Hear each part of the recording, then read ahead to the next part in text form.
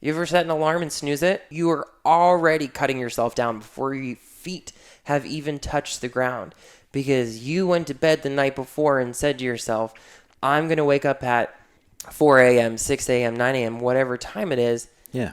And then when that time came, you snoozed. So in that moment, you've broken integrity with yourself. Mm-hmm. And if it starts with ourselves, if you don't have that self-trust, that self-integrity, best believe that outwardly, you're going to come across people that are not in integrity, people that are not going to be in their words. That's like, especially coaching, having clients, the best mirror, especially in a relationship, you're going to see that reflected back to you.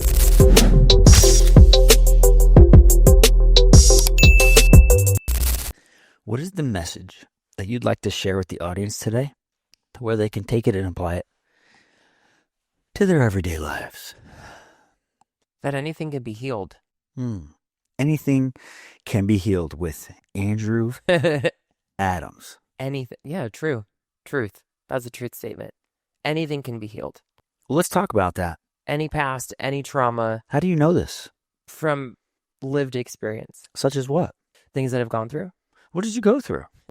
Starting at the beginning. Sure. As a child, I was molested by a close family member. Then spent 12 years in active drug addiction. And, lived a very colorful life. I mean, abuse, emotional, physical, verbal, been through a rape, been through a lot of things. 12 years of drug addiction is a lot of trauma. Yeah. There's a lot to unpack there. Yeah. Too much for a podcast show. And here you are now. Here I am now. Right. And you're making an impact. Another truth statement. Yeah. Yeah. Huge impact. Yeah. Yep. Yeah. What inspired this?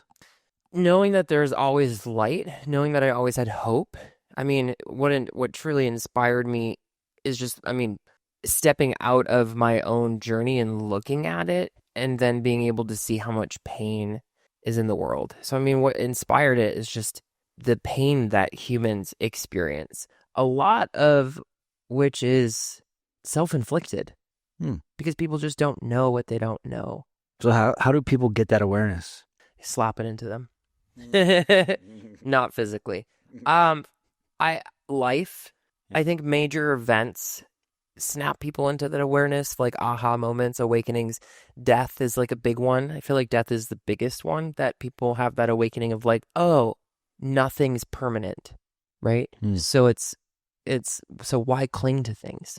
It's like Buddha said, and I wouldn't call myself a Buddhist, but Buddha is my guy. The root of all suffering is attachment, and that's truth. Yeah, something I've been learning lately, it's been on the forefront of what I can see is that there's always more. So let's say somebody listening is like, you know what, I actually don't need healing anything. I think I'm good. But wait, there's more.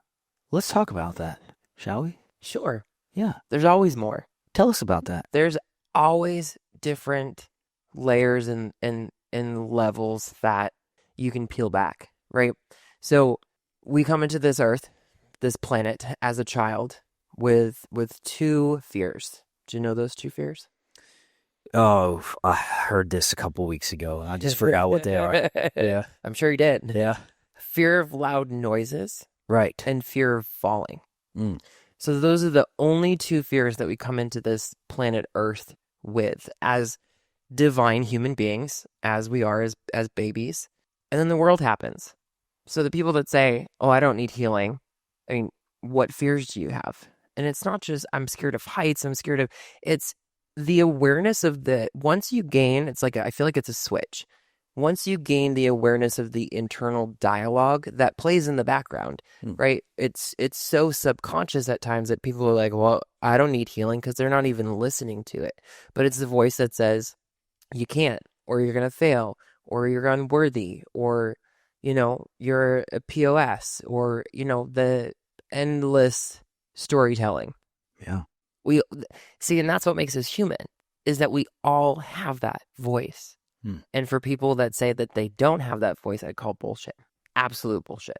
Maybe, that's where the saying ignorance is bliss, right, comes, that statement. Because when you start down this awareness trail, sometimes ignorance is bliss because you can't shut it off.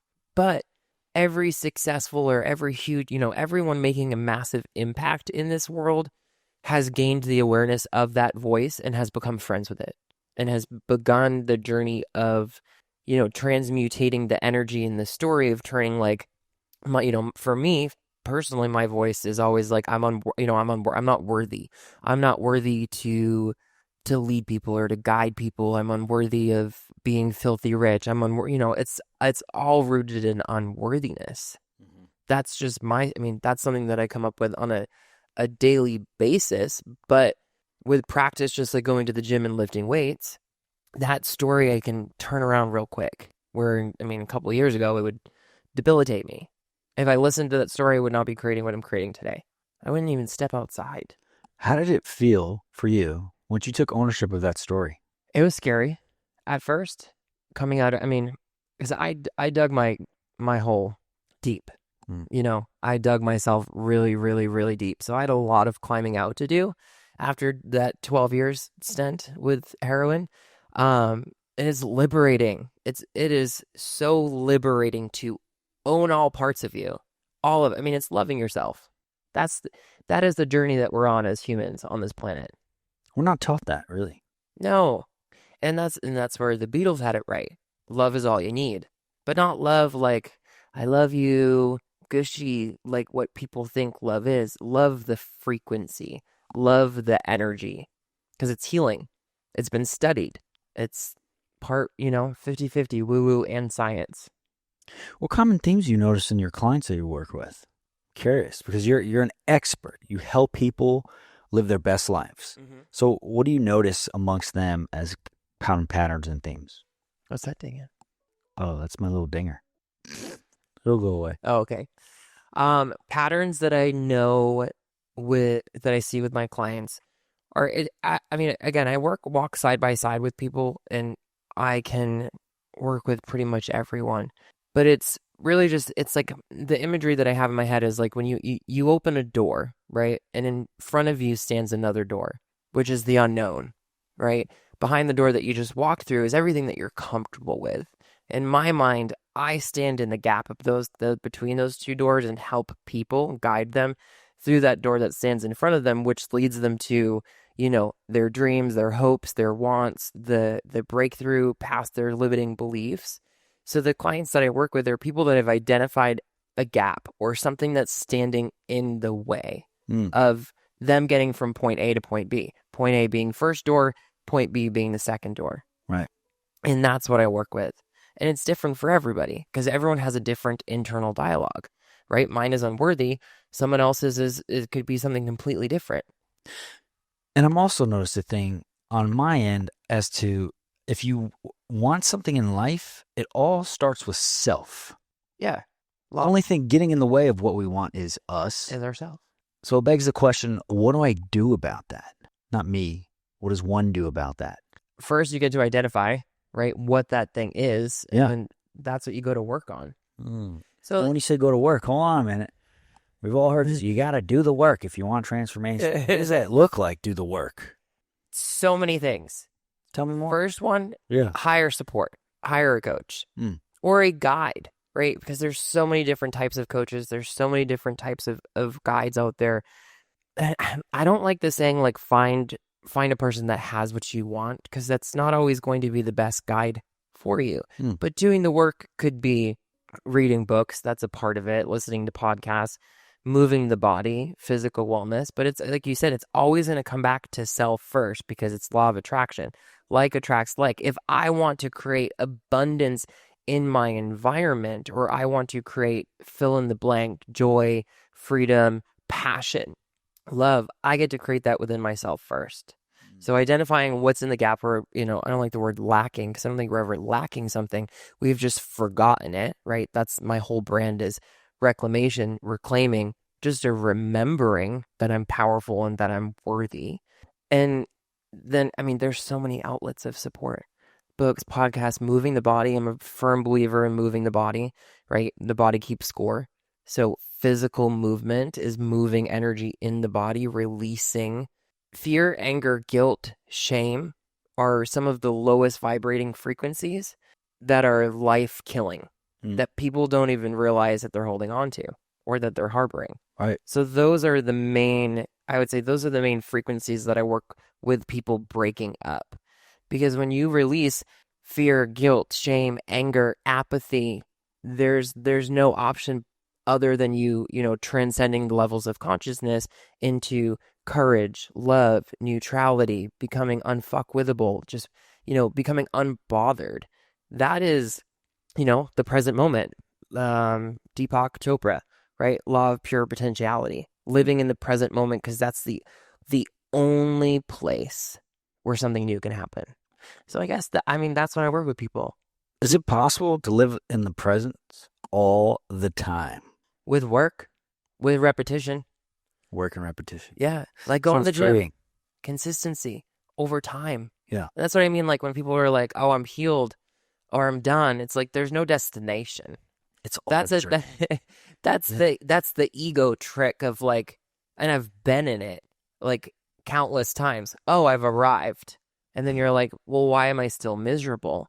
Because there's the journey, the physical journey on this planet ends with it when we die, right? If you're looking for an endpoint, that's one endpoint, but it's really just also a beginning, because depending on what your beliefs are, for me, what I believe in is when you die, it's just simple. It's just another doorway, right? So 2 doorways, always. You go on through one door. Yep, you're leaving the physical body, but I don't know what's out there, but it's just another journey. One day we'll find out. Hopefully it's one day from really far away. One day. Today. I think that too is one of the most innate fears that people hide is the fear of death. And that is the underlying frequency that I hold when I coach people, is that people always have this innate fear of dying, even if they're not even aware of it. Uncovering that helps unravel so many other things. Because if you're fearful of dying, right, you're holding on to fear, whether you're present to it or not. And again, fear is a life-killing energy. It's like an anchor. Yeah. So you're giving your power away to a fear of dying when it's inevitable. Nothing is permanent. If you were to draw a graph of this cycle, a chart, we'll call it. Okay. Where does it start? Where does it end? Where does what start and where does what end? I'm glad you asked me that, because as I said that, I was like, you're probably going to ask me this. So, okay, you have struggle. Yep. Okay. And the end is... Well, struggle is a free. perception. Well, you have blocks. Okay. Whatever word we want to use. Yeah. A block. And like the end is free and clear, and you're moving on, and you're warp speed, and things are easier for you. Mm-hmm. Okay. That's the end of the cycle. What happens in all the middle? Surrender. Is that over next? Again. So first identify. Well, next is surrender. I mean, any type of work, any type of coaching, Yep. any type of block removal is a surrender. Surrender to, right? I'll continue to use my story, my unworthiness conversation, right? The more I try to force that out of my mind, the more resistance that I will. So how do you not force it out of your mind? You own it, right? You said own it. It's present awareness that it's there. Okay, I hear you, ego. I hear you, conversation in my head happening that says that I'm unworthy. You do the exact opposite over and over and over again. When you say you do the exact opposite, is that a statement? Is that a feeling? Is that a mantra? What does that look like when you do it? All of those things. But I'll say you be. So unworthiness conversation or whatever conversation plays in your head. And then I'm a person that challenges it immediately. So if I have a conversation that's like, if I'm, promoting events, it's like I'm fearful of like going to talk to a stranger. It's like I count like 3, 2, 1 and just jump and I just go. Because it's you whatever you identify as the limiting belief, the solution is always going to be the exact opposite, right? So if I'm feeling unworthy, I get to be aware of that, own that, see that, hear that happening, and commit to changing that story, challenging it by doing something that one is going to challenge the belief about worthy. What's stepping on stage? An example? Okay. Speaking about it, right? Being on a podcast. I mean, I remember one day where like being on a podcast would scare the shit out of me. So I'm unworthy. I'm going to challenge that belief as much as I can, because the more you're able to challenge that belief, over time, that voice of you're unworthy, you're this, you're that, just begins to silence more and more and more and more. And you become friends with that voice where it like pops up and you're like, I hear you, I see you, and not today. That's not going to, it's not going to fly today. Hmm. Hmm. So I mean, back to that cycle, it's unraveling. It's never ending, never ending. But see, the universe is a beautiful universe is great because you can tell if you're. I mean, do you know who David Hawkins is? Sure. Okay, he is like my guru per se of the pathway to enlightenment, consciousness, all of that. Hmm. It's you can see the universe will continue to give signals or signs if you're staying in like an endless loop, right? People that are like, why does this keep happening to me? This is the same thing that happened months ago.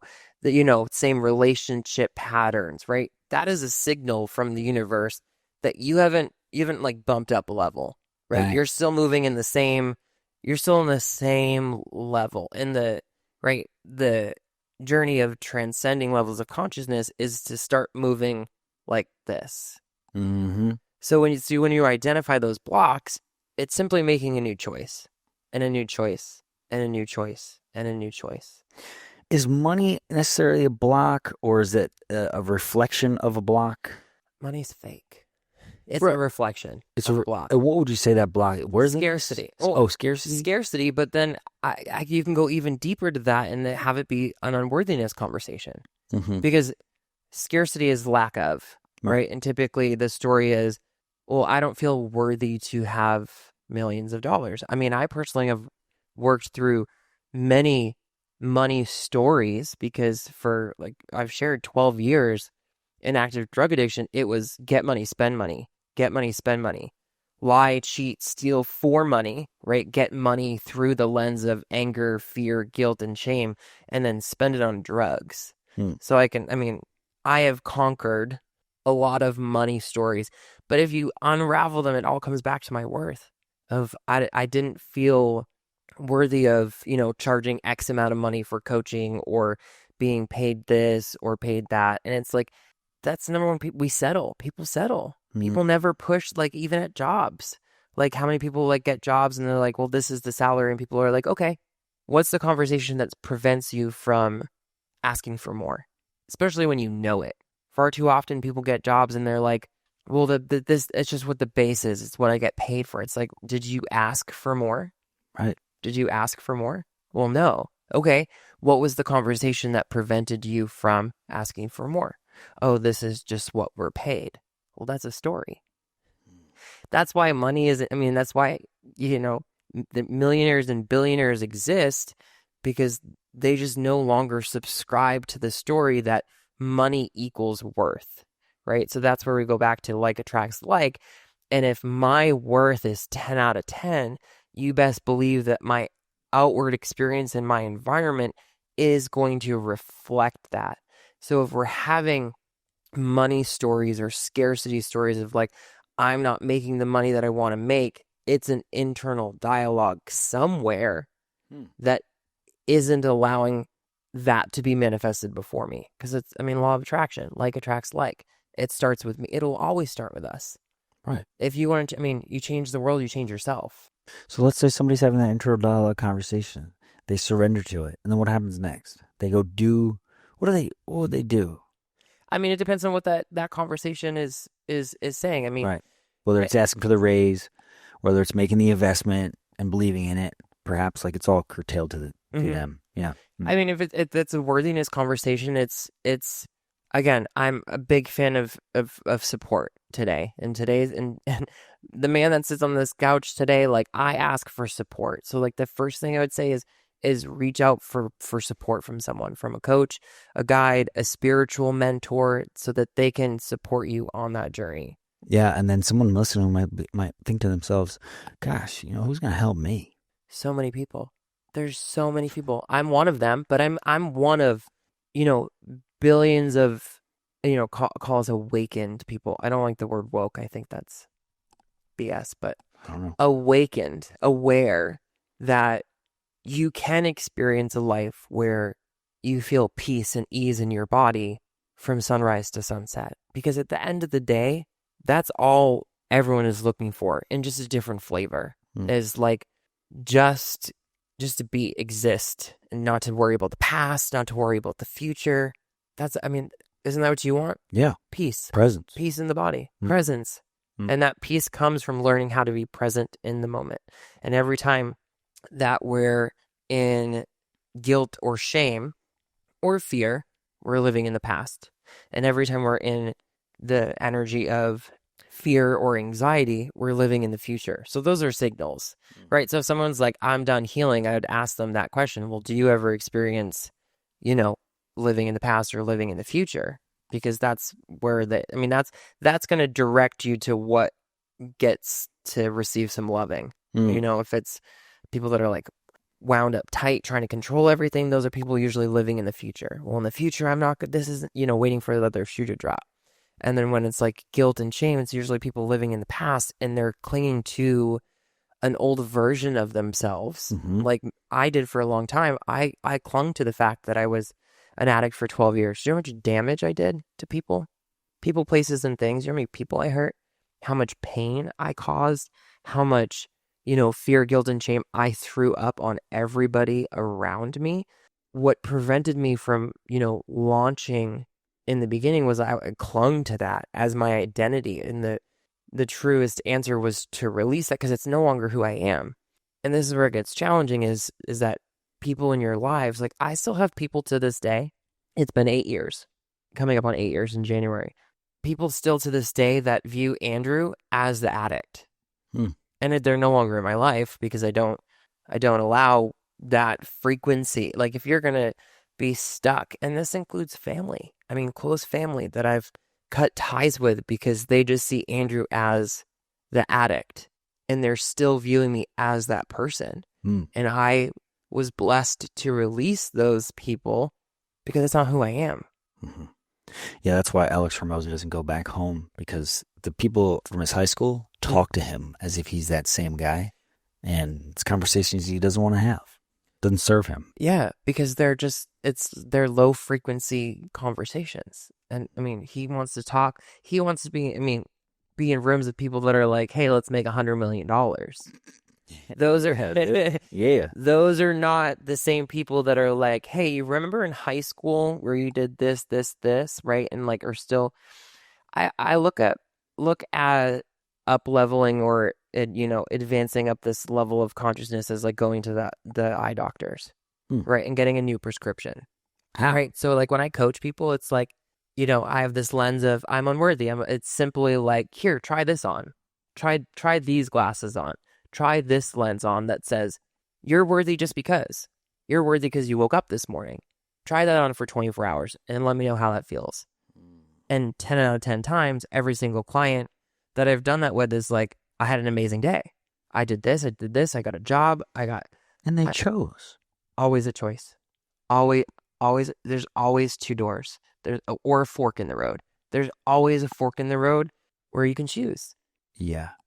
At any point in time, right? And that's how I look at addiction, because, my hot take is addiction is not a disease that is incurable. Addiction is just a frequency that's covered in guilt and shame. And when you address that guilt, that shame, that fear at its core, there's no space for addiction to live anymore. Because to be an addictive, to be an addictive habit that you've noticed and become aware is harmful to your body, right? You are basically telling your creator, whoever you believe in, that you're unworthy. That a substance, a person, because people get addicted to people, places, and things, is more important than you. And then it becomes a worthiness conversation. Right. And anything that's extremely harmful, when addiction doesn't exist, I'm no longer going to put things in my body that I know are going to cause it harm, like drugs. Yeah, because you know your worth. Or you're like, I'm valuable. Yeah. Yeah, that's why I'm going to get an SUV for my next car. Because I want safety, dude. Okay. Because I'm realizing, like, I got to be safe. Yeah. Yeah. Yeah. And all the things. I had a breakthrough just the other day, like, buying things for myself just because. Like Mm. I'm deserving of, whatever, fill in the blank, nice clothes, nice shoes, nice this. Like it's not an attachment to things. It's I get to feel good. I get to look nice. I get to dress nice. I get to drive a nice SUV, right? So many people buy those things to mask Yeah. that unworthy. We all know like the men with the big trucks. Mhm. We humans cling to belongings to put up a mask of, well, if I'm a millionaire and I have a fancy car and a fancy house, people won't know that I talk negatively to myself every single day. Mhm. And the people that have created millions of dollars with that mindset, that's a lot of force. And I can tell you that they have a lot of health issues because the body always will keep score. And it may take time, but those people have health issues. Those are the people that end up with cancer and things like that. Because energy stored in the body turns into physical ailments. Hmm.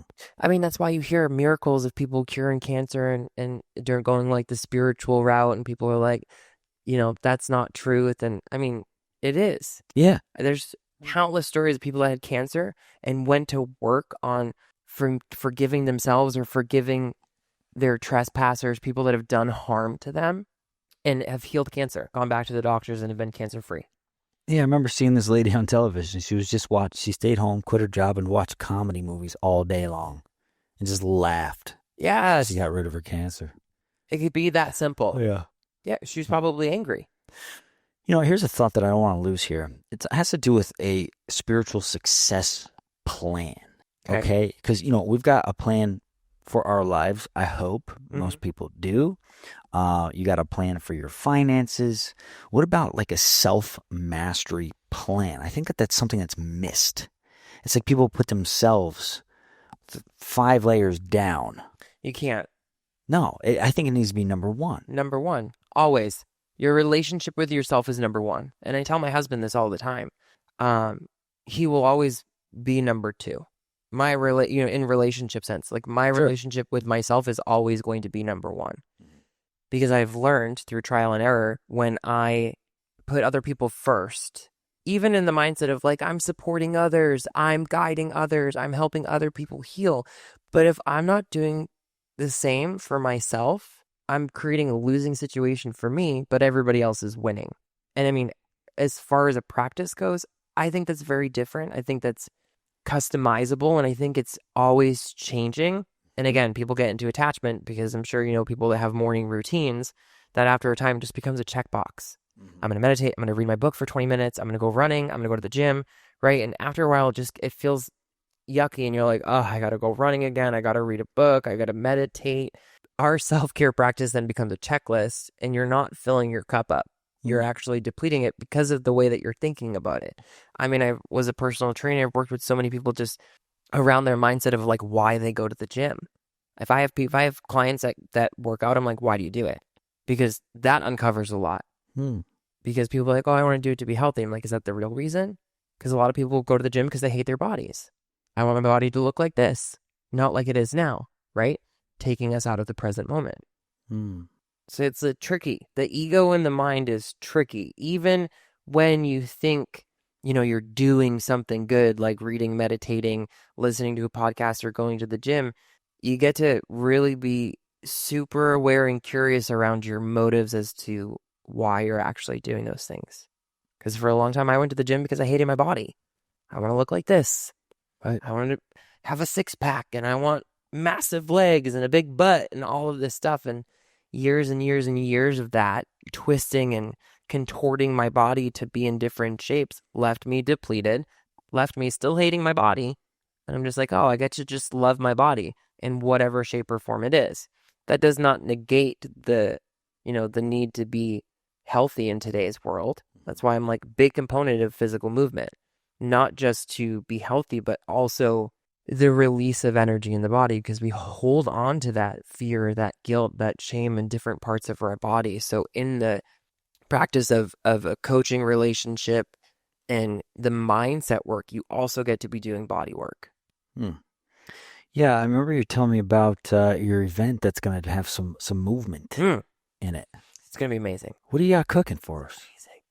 So What can you share? I can share it all. There's no secrets. I mean, what will be created in the space? I mean, I know it's going to be magic, but I allow myself to be guided divinely. So what comes out may not be what I plan, but it is. We start with a Dharma talk, so me speaking, call it a little keynote, around my life equation, which is power times purpose equals prosperity, and we can talk about that afterwards. But the event is really about the power part and identifying where we give up our power to that voice in our head or to other people, like right in people pleasing. So Dharma talk to set the scene. And then I have my very good friend, Marina. Do you know Marina? She does breathwork. Yeah, I love her. So we're partnered up. She's co-facilitating with me. She'll be leading breathwork after a little group exercise. And then we'll be going into some movement because I'm a yoga teacher. So we'll be doing lots of twisting and wringing out of the body, then followed by more breathwork. And then we'll do like a very powerful muscle fatiguing yoga flow. And that's the reclaiming part of it, like reclaiming back, taking back your power, taking back your energy, and then finishing it with more breath work. It doesn't, in words, it doesn't sound as magical as the energy that's alive in my body. Some things just don't have words. It's an experience. Fair. You gotta be there. And this all came to you out of nowhere. Yeah. Thought. Divine guidance. One day I was just sitting there and I was like, it was really in the path of where can I speak on stage, right? Yeah. And I was like, I'm just going to build a stage. I'm just going to build a platform for me to build community, be able to speak, be able to guide, which is something that I enjoy doing. And I love teaching yoga. So I just in like 48 hours, created an event. Everything, the marketing, all of it, everything that goes into an event. Yeah. In that period, I realized that I love planning events and I love creating experiences for people because it's experiences that have woken me up over my lifetime, whether that was crashing a car going 75 miles per hour on the highway because I fell asleep, or, going to a plant ceremony or going to a breath work, different experiences. It's just a vehicle to trigger thought processes, to try on a new pair of glasses. So the experience is try on a new pair of glasses. A pair of glasses that say you're powerful just because. You don't need to do anything. You don't need to prove anything. You don't need to prove anything to yourself, to others. You're just powerful just because you woke up today. That's what people forget. The second we wake up, we start giving our power away. Snoozing, the alarm, that's the best one. Is it? You're breaking integrity. Really? Yeah. You ever set an alarm and snooze it? Yeah. Yeah. You are already cutting yourself down before your feet have even touched the ground because you went to bed the night before and said to yourself, I'm going to wake up at 4 a.m., 6 a.m., 9 a.m., whatever time it is. Yeah. And then when that time came, you snoozed. Dang. So in that moment, you've broken integrity with yourself. Mm-hmm. And if it starts with ourselves, if you don't have that self-trust, that self-integrity, best believe that outwardly, you're going to come across people that are not in integrity, people that are not going to be in their words. That's like, especially coaching, having clients, the best mirror, especially in a relationship, you're going to see that reflected back to you. Clients calling late, clients not calling. It's all a reflection of you. So yeah, people, the second you wake up, that's why one practice that I have is the second that I wake up, it is an immediate, I don't like the word positive, but an immediate positive reel, effective stories, right? I like effective or non-effective because it's, it's more neutral, because who's to say something's positive or negative or right or wrong, subjective, effective or non-effective. Non-effective, snoozing. I'm late to the gym. Effective, getting out of bed as soon as my alarm goes off. I get to the gym. I'm feeling good. I have a fire day. I'm getting fired up. It's really, and it's so simple once you begin to unravel that. It's the smallest thing. So like these events are really helping to identify those small leaks, because if you have a boat, and obviously if there's a massive hole, it's going to sink. But if you have little holes, 100s of them, it's going to take some time, like pinholes. Think like pinholes in a boat. it's going to take some time for that boat to start slowing down and for you to realize that it's sinking. Every single time you snooze that alarm, it's another hole. Every single time you say, time's another one. I'm going to be there at 3, and you're not there. You're not being your word, another hole. So the ego will trick us into believing that because you didn't die by snoozing your alarm, it's okay. But eventually you start to realize that your boat is sinking, your energy's off, you're not feeling right, like you're just feeling sluggish. It's all of those little holes that have begun to sink your boat. Right. So then people go into chaos and panic. Something's not right with me. Something's wrong. It's going by to 1,000 cuts. Death by 1,000 cuts. The success of our business and our lives is embedded in the most minute details. Mm-hmm. And we overlook them. We're like, we didn't die. It's okay. I was just 10 minutes late. Yeah. Low standards, bare minimums. Yeah. Mm-hmm. Mediocrity. What's one thing that you're a coach? Yes. Right? You talk to people. I do. You get into their minds. Every day. I love it. Yeah, let's call it work. Okay? Let's get to that side of things. What is something that you know based off your line of work that most people would never know unless they do what you do? How badly humans talk to themselves on a daily basis. Damn. That's why I get in this work, because that I can feel like tears, because that's like what breaks my heart. Mm-hmm. That's the pain point for me. If you are not in this work, you don't realize how negatively you talk to yourself or people talk to themselves on a daily basis. So it's like, and then that's where you can find love and compassion in this world, is that when you begin to see that in yourself and realize that you're no different than anybody else, you start to look at the world very differently. And you go into a space with, hundreds of people, and that they all have that internal dialogue that they're not good enough or they're unworthy. And you find that love and compassion for humanity. And you find that connection and the realization that we're all connected, and, no one is better than, less than, or disconnected from. That's what makes us human. And that's where you then, you soften into love just because. And that's what has the potential to cure diseases, ailments, and to cure the state of the world that we're living in that's filled with hate and anger. Right. Because it's ugly. Yeah. It's unnecessary. Yep. It's no fun. No, it's not You're fun. having fun. What are you doing? And I'm here exactly. Let's take a quick moment to shout out the people making big moves in real estate, the elite residential group at Keller Williams Realty.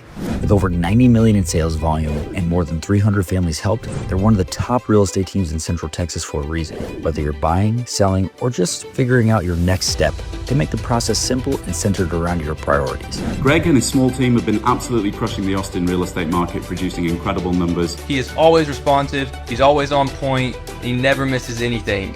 I would highly recommend him for anybody looking to buy or sell in the Austin, Texas area. Hit the link in the description to book your free consultation. When's this event? November 1st. November 1st, where is it? Casa de Luz in Austin. Sure. You know Casa de Luz? Oh, yeah. Yeah. Lots of cacao. Yeah. That's where I took Mary on our first date. Really? Yeah. It's in the sanctuary room, November 1st, and it's going to be every single month. And I'm committed to, you want to hear the big plan? Please. Committed to growing that event to very large numbers. Let's get specific and clear, shall we? Yeah, of course. Thank you. So to start, that room is small. So the max capacity is 25 to 30. I want people to have space to move. I don't want to cram people in. Next step would be like 50 to 75. This will lead me to having my own space. This is all of the downloads from this event. I'm going to open up a massive event space where there will be most likely 3 studios, like yoga studios, that people can rent out. Because in creating this event, I realized that there is a massive need for yoga teachers, sound healers, or facilitators of every kind to rent spaces. And I realized that by, booking at Casa de Luz, how many bookings they have in all of their rooms and all of their spaces of people creating magic. I'm like, that's what I want to create. Because like my big umbrella dream is like creating the stage for people to rise. Because like what's the point of success if you can't bring people with you?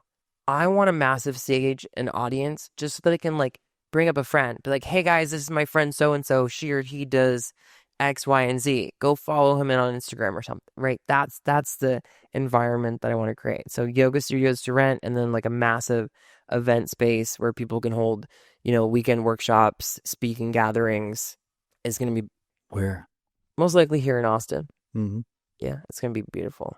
Awesome. Yeah, That's so going to happen. That's the big dream. And retreats. Yeah. These events go to, different countries for week-long retreats where you can just stop for a minute, learn tools to be present, Mm-hmm. uncover where you may be giving your power away, reclaim that, and then go off into the world and create your magic. Power, purpose, prosperity. You ever done a silent retreat? No. No? Would you do it? Have you? No, but I want to. I would. I 100% know that I would be challenged, but at this point in my life, I'd say that I'm ready. I could handle it. Yeah. A few years ago, no. No. Mm-mm. It sounds real hard. Well, I mean, it's like I was just, what's his name? Corey Musgrave. I'm gonna botch his name. Casey Musgrave? Thank you, Casey Musgrave. Yeah. Right, and other guy that used to be a monk. Used to be a monk. That's John Wick. no Letty. I don't know. I don't have any friends that used to be a monk. No, like just like out in the world making impact now, and his face is everywhere. Oh, Why can't think of names? shoot, use him up on this stuff. I should Was he on his names. What's he doing? He's Jay Shetty? Yeah, thank you. Shetty. Also used to be a monk. Really? Yes. A bona fide monk. Yes. Doesn't look like a monk. What do monks look like? Shaved heads. I'm sure his head was shaved while he was a monk. Fair. But the same thing with Casey. He shares his story 6 months where they meditated for 14 hours a day. Mm-hmm. And how challenging it was. People think that that wouldn't be challenging. It is, because you're forced to confront that story in your head. Right. The one that tells you you're a piece of shit. And I just watched a video of his the other day. His biggest takeaway, and it shifted something in me, was learning to become his best friend. And that is a life hack. Become your best friend. Be able to look in the mirror. Because we all talk to our friends. Like, you got this. You're going to crush it. You have a friend that's like, I'm going to make 10K. Make it 20. Right? We do that with our friends, but we don't always do that with ourselves. And he shares that was his biggest takeaway, is that now he's his best friend. Right? He can look in the mirror and be like, no, you're going to go do what you said today. Dang. That's big. That's love. Yeah. Self-love. Self-love. And then you see love in front of you. Oh.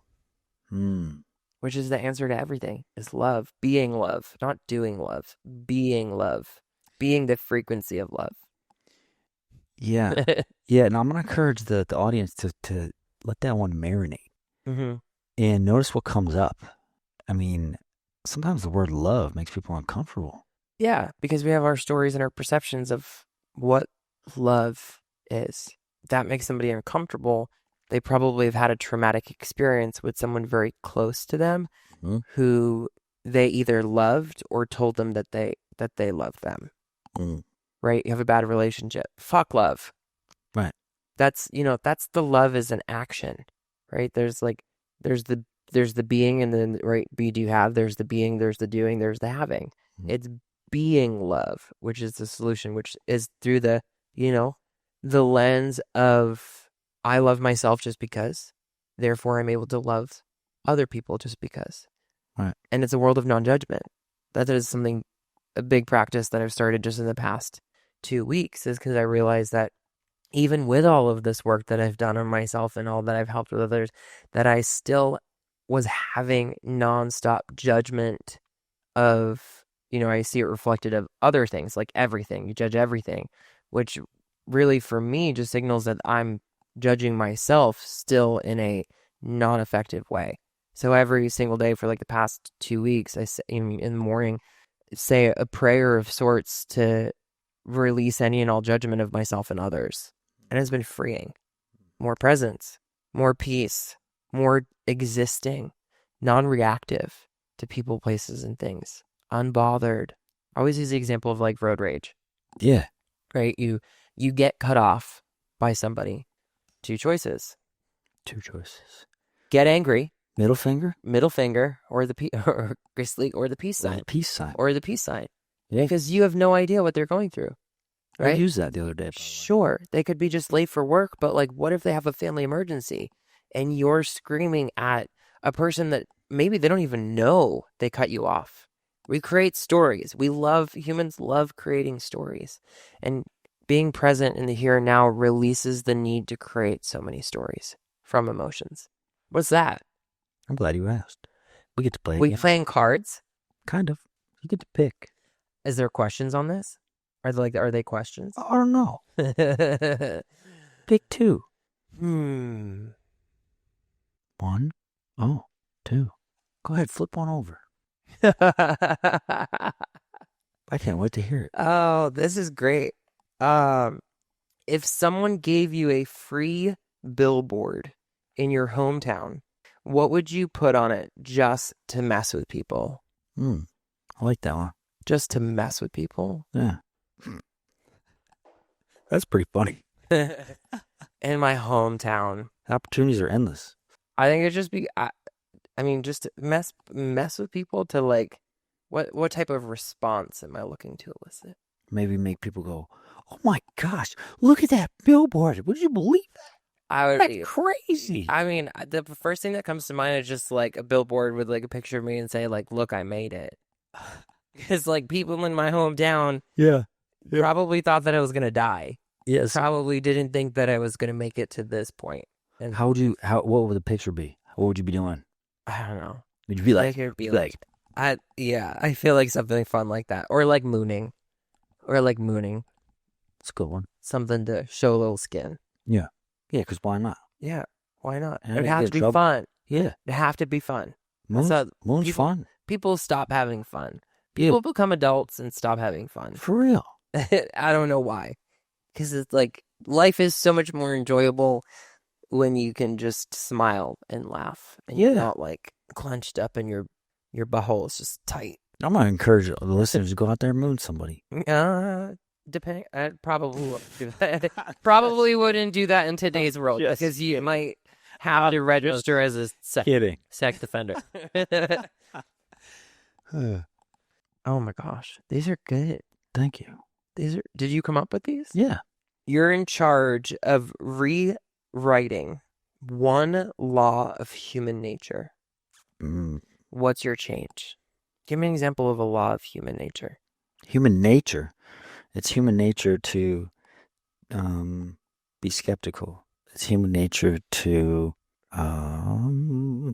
eat. I don't know. There's so many things involved in human nature. I mean, the thing there changed the human nature. Go to work? Yeah, the human work. The human nature to cut yourself down. Right. Yeah, that's what I would change. I thought you were going to say that. Of course, that's what I work with people to change. Right. Rewriting because it has become human nature to tear yourself down left and right. Yeah. And we have, social media, which is a beautiful tool, but social media to help with that. People go on social media and consume, and then they judge themselves and judge others because they're like, well, I'm not as successful as so-and-so, or I didn't travel to 12 countries this year, must mean I'm a piece of shit. And there's always something. Oh, I only got 2 supercars. This guy's got 6. There's always something. It's comparison. If you're